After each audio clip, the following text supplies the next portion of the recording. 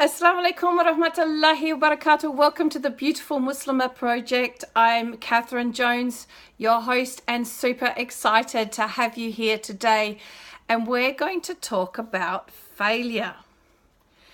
We often feel like what we've done is a failure, that we've made these big mistakes.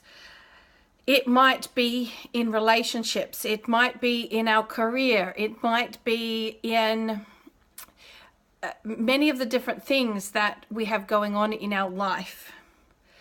I would like to challenge this concept of there even being such a thing as a failure. A failure really is only, if you twist it on its head, an opportunity to learn something better.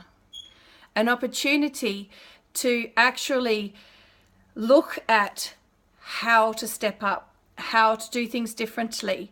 It's really just an indication that this is an area to work on. It's not a failure. It's a lesson. It's an opportunity. And it's incredibly hopeful, because the reality is, haven't you noticed that we make more progress, we learn more lessons from our mistakes than we do from our active learning? Maybe it's the pain we feel in the moment when we stuff up. Whatever it is, making mistakes, failing, often is the greatest turning point in our life. So if you're walking around thinking, I'm a total failure because of this, and this, firstly, I want you to look at it differently. I want you to look at it and go, hang on a minute. If there's no such thing as failure, what is the lesson? Or where is it I can step up? Or what is this telling me? Or what opportunity is coming from this that I'm not seeing?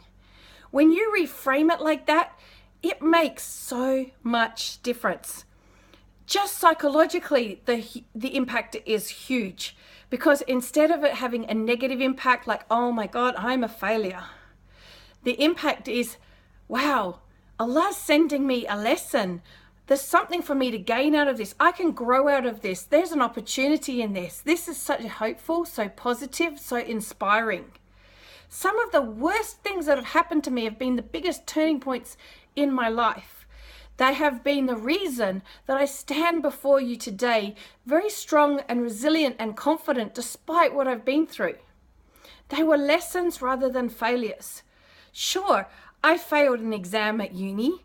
I failed an exam at uni because I made a bad choice. I'll tell you what that choice was. I failed chemistry. It was the only time in my life I ever failed. And I'm not saying that to brag.